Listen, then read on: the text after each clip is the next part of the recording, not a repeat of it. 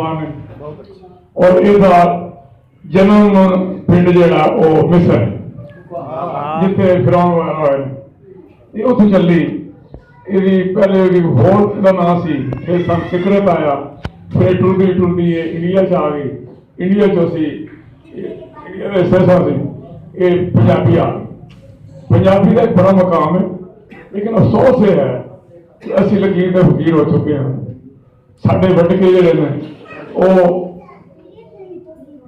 जम्मे जमाए वो पंजाबी, लेकिन साढ़े उत्ते उर्दू सवार है। उर्दू अच्छी जबान है, लेकिन तुसीं ये ना आखो कि वो पंजाबी नाल वड्डी है। पंजाबी वड्डी जबान। दुनिया दी चार जबानां फ्रांसीसी, इंग्लिश, अरबी और पंजाबी। ये जबानां चार जिहड़ियां दुनिया दी वड्डियां जबानां। हुण गल इह है कि असीं अगे क्यों नहीं इंसाफ कीता? सानू इसदा इंसाफ करना चाहिए। अपने बच्चों के नाम असीं पंजाबी रखिए, उन्होंने पंजाबी बोलना सिखाइए। मैं तुहाडे सामने खलोता, मेरे 4 बच्चे ने, एक बेटी है जिस MPhil किया वो भी पंजाबी, मेरे 3 बच्चे ने वो भी पंजाबी। उन्होंने उर्दू तकरीर करनी नहीं कर सकते हैं, लेकिन जिस ताईं पंजाबी जबान का तलक है, जो मैं ख्याल करोगे तो कहेंगे जिस पंजाबी हाँ।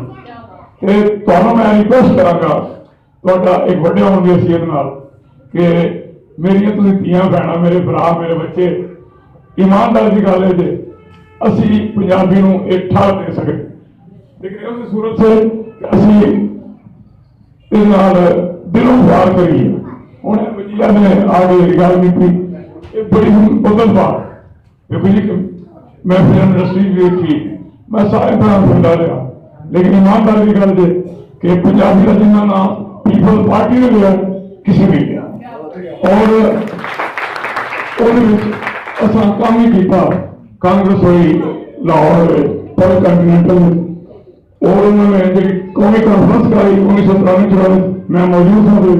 वो भी पंजाबी तो उर्दू का हिस्सा है सी, लेकिन वो टुर गए, हुकूमत खत्म हो गई, ये पिछले दिन उन्होंने कोई ख्याल नहीं किया।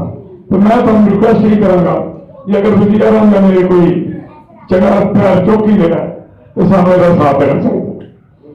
जिस तरह इन्हों की तकलीफ का तलक है, इन्हों की तकलीफ इन्होंने को नहीं हुई छाया निशान में, जिसमें बच्ची का दिल सी ये होंगी तो क्या ही बात थी।